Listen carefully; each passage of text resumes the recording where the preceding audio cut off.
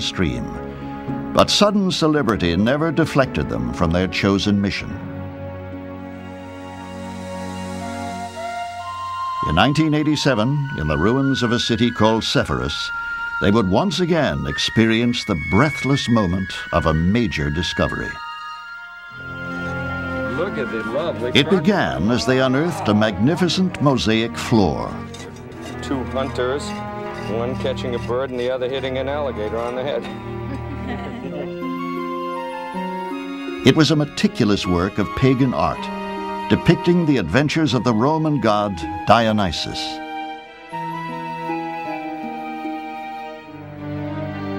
Then, beneath the dust, they found the exquisite features of a woman of mesmerizing beauty, whose eyes had been blanketed by ancient rubble for 1,700 years.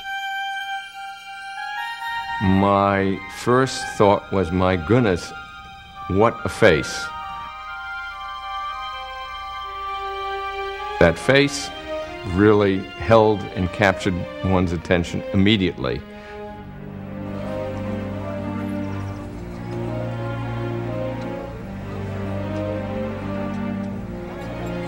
That stare and that look from her eyes really was riveting.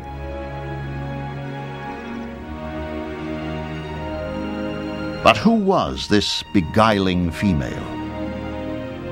The identity of this woman is still a mystery. Maybe if she weren't so beautiful, we wouldn't be so interested in figuring out who she might be, who she might have been. No one's ever going to be able to tell us who was the model, who was the woman behind the picture. She is a mystery woman. Inspired by her timeless beauty and charm, the Mayas dubbed her the Mona Lisa of the Galilee.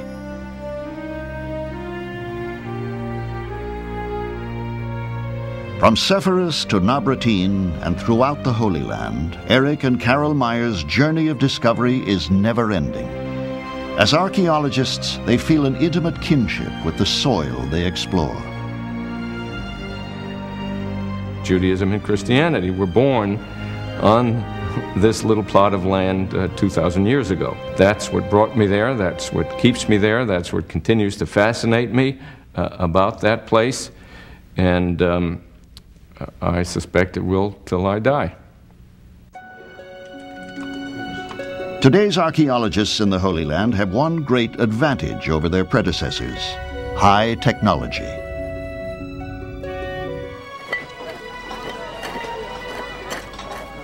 A spade in one hand, a Bible in the other. Such is the romantic notion of the biblical archaeologist. But it's a notion that belies the complexities of this unusual discipline. Today's biblical explorers come equipped with the most sophisticated tools of science. High technology allows them to answer the archaeologist's age-old challenge, where to dig. Until recently, such a determination could be made based solely on professional instinct. Now, ground-penetrating radar enables them to detect promising sites without ever striking spade to earth.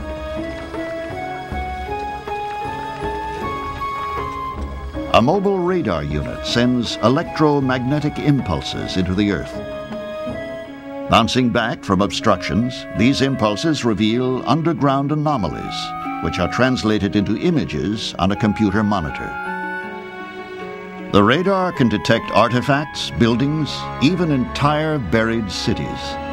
It has enabled archaeologists to eliminate enormous amounts of random digging. But the tools of sophisticated science go far beyond locating the wonders of the biblical past.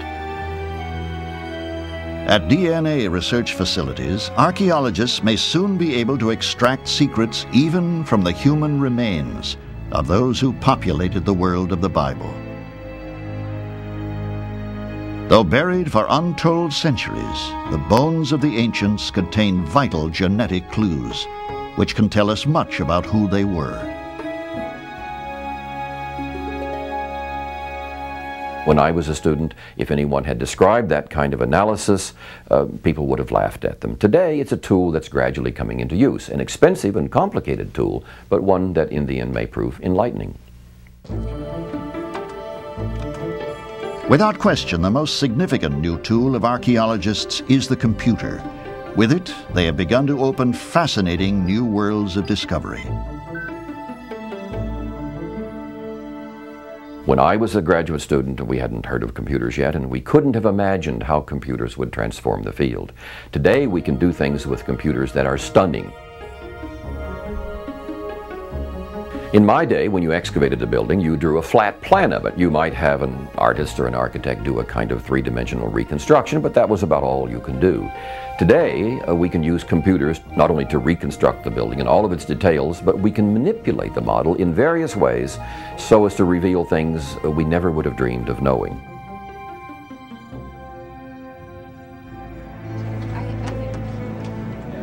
At Princeton University, computer experts recently took on a daunting challenge: to graphically resurrect the ancient city of Jerusalem.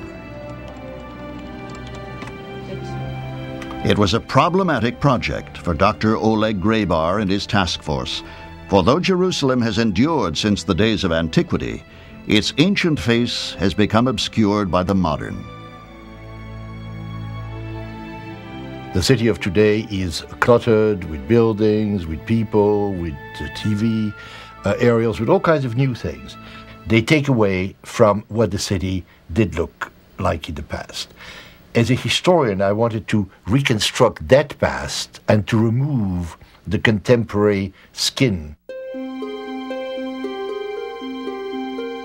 With the aid of the computer, we can descend into a long-lost Jerusalem that previously could only be imagined. In this vivid recreation, we can walk in the very footsteps of patriarchs and prophets, kings and common men, and Jesus.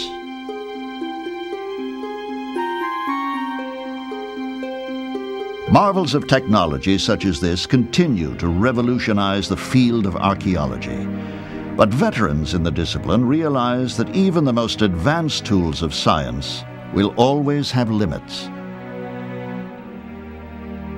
Sometimes people have the notion that new scientific techniques will render old-fashioned, hand-done fieldwork obsolete, but that's not true. There really is no substitute for the human hand and eye and intelligence. Archaeology will always be done, in some senses, in the old-fashioned way. At computers or in the field, biblical archaeologists search out history because they believe the past may be prologue. By discovering where we have been, they hope to grant us greater insight into where we are now and where we're going. Only through the prism of the past can we hope to really confront the present with any vision and understanding. Helping us gain that vision is a new generation of biblical explorers. They carry with them the same dedication and affection for their work as those who have shown them the way.